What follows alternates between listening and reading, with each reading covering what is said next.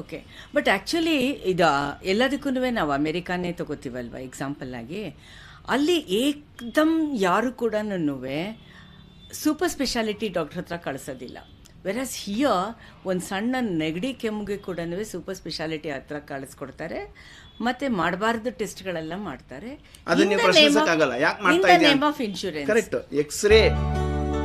X ray ಮಾಡಿ ನಿಮ್ಗೇನು ಇಲ್ವೇನೋ ಒಂದು ECG ಮಾಡಿ ರೂಲ್ ಔಟ್ ಮಾಡೋಣ ಅಂದರೆ ಒಂದು ಅದನ್ನ ತೆಗೆದುಬಿಡೋಣಪ್ಪ ಅಂದರೆ ನೀವು ಯಾಕೆ ಮಾಡಬೇಕು, ನನಗೆ ಯಾಕೆ ECG ಮಾಡ್ತೀರಾ ಅಂತ ಪ್ರಶ್ನೆ ಮಾಡೋಕ್ಕಾಗಲ್ಲ. ಹೆಲ್ತ್ ಇನ್ಶೂರೆನ್ಸ್ ಇವತ್ತು ಎಲ್ಲರಿಗೂ ಗೊತ್ತಿದೆ, ಅದ್ರ ಬಗ್ಗೆ ಮೀನಿಂಗ್, ಡೆಫಿನಿಷನ್, ಸ್ಕೋಪ್, ಅದ್ರ ವಿಷಯ ನಾವು ಯಾರೂ ಮಾತಾಡ್ತಾ ಇಲ್ಲ.